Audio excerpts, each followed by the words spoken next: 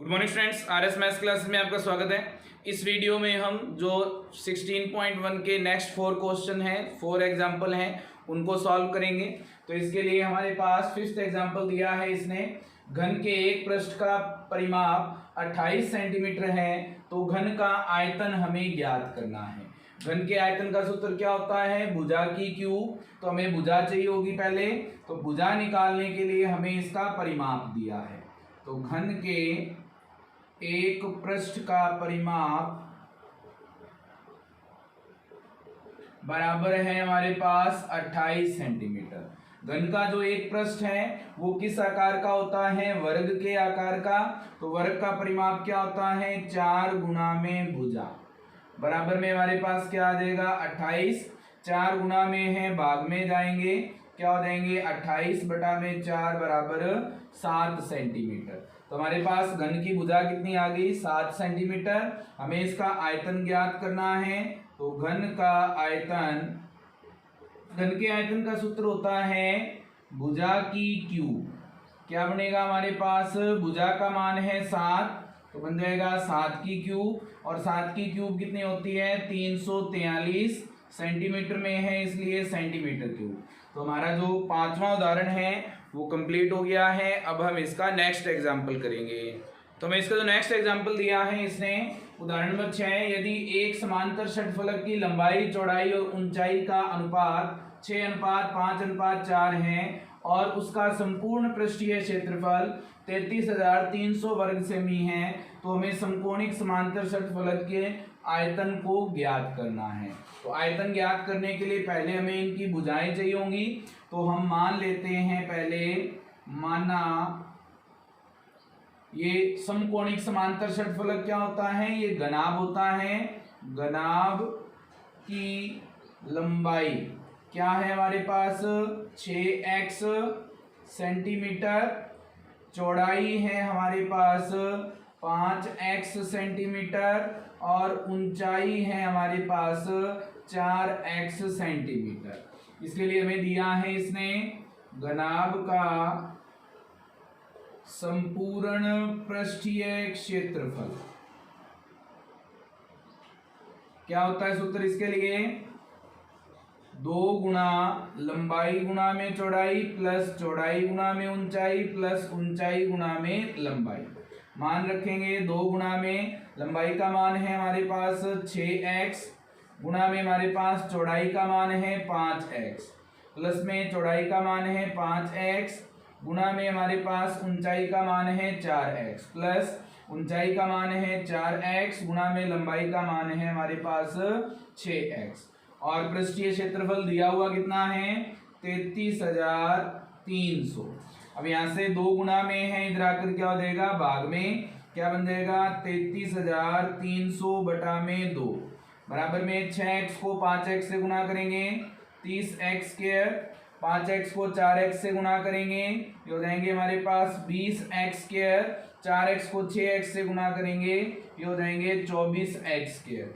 यहाँ से 2 का भाग देंगे, 2 एकम 2, 1 बचेगा, 6 दूनी 12, 1 बचेगा, 6 दूनी 12, 1 बचेगा, 5 दूनी 10 और 0 बराबर में 30 और 20 50, 50 और 24 हमारे पास कितने आ जाएंगे? 74x square. यहाँ से 74 गुना में है, इधर आकर क्या हो जाएगा? भाग में। तो हमारे पास क्या बन जाएगा? यहाँ से x स्क्वायर बराबर 16,650 बटा में हमारे पास है 74।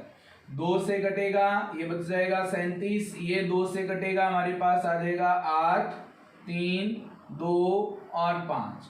अब यहाँ से हम भाग देंगे, एक्स स्क्वायर बराबर 8325 में अगर हम 37 का भाग देंगे तो कितना आएगा हमारे पास? 37 गुना 74, 9 बचेंगे, 37 गुना 74 बच जाएंगे हमारे पास 18 और 37 पांजा 185। कितने आगे? एक्स स्क्वायर बराबर 225।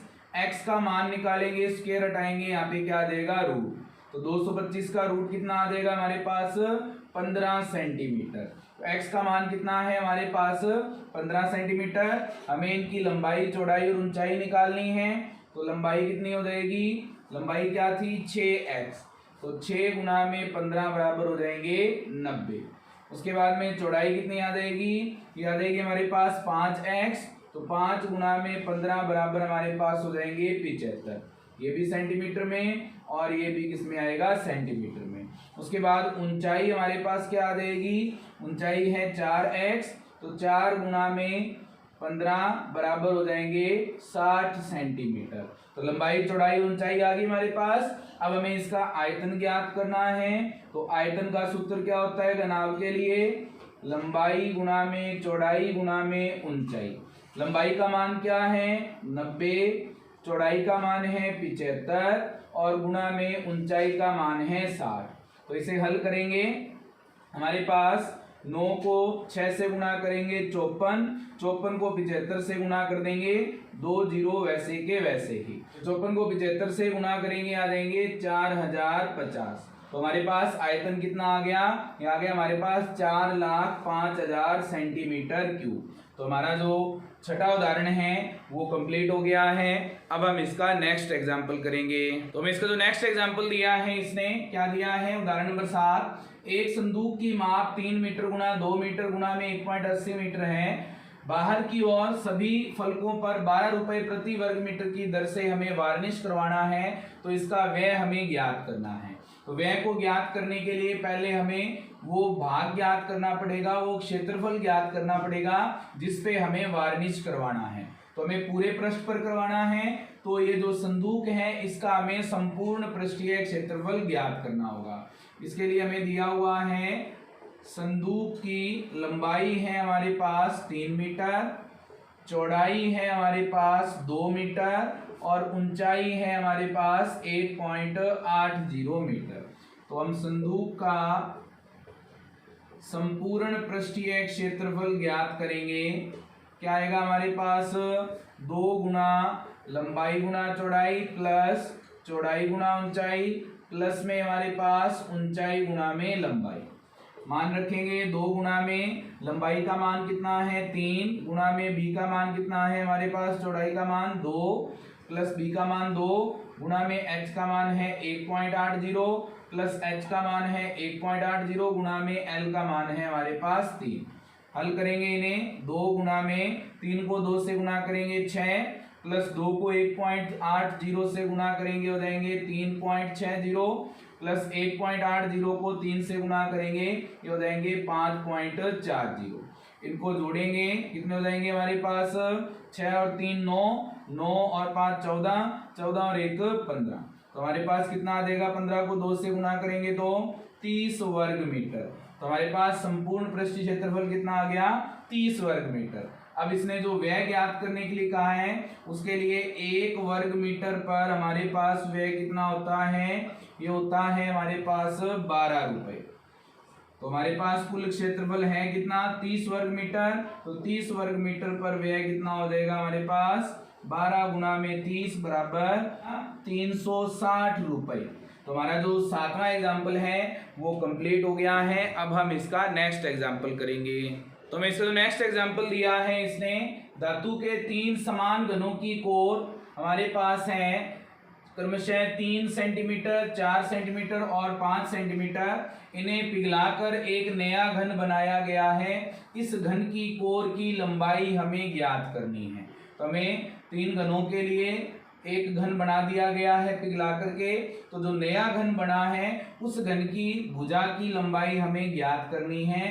तो इसको ज्ञात करने के लिए हमें पता है, जब हम एक आकृति को दूसरी आकृति में बदलते हैं तो हमारे पास उनका जो आयतन है वो बराबर होता है। कहने का मतलब 3 घनों को पिघलाया गया है तो तीनों घनों के आयतनों का योग बराबर होगा हमारे पास जो नया घन बना है उसके आयतन के। तो हमारे पास मान लेते हैं, पहले घन की भुजा मान लेते हैं हम क्या है A1 और इसका मान है 3 सेंटीमीटर। दूसरे घन की भुजा इसे हम मान लेते हैं A2 है और इसका मान है 4 सेंटीमीटर। तीसरे घन की भुजा इसे हम मान लेते हैं ये है A3 और इसका मान है 5 सेंटीमीटर।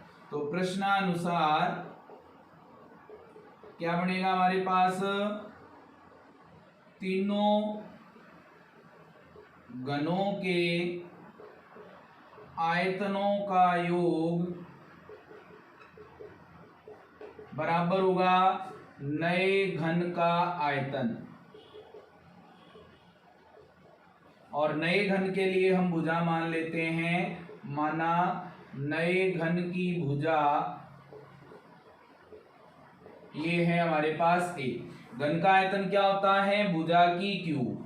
तो घन के आयतन का सूत्र क्या होता है, घन का आयतन बराबर होता है हमारे पास भुजा की क्यूब।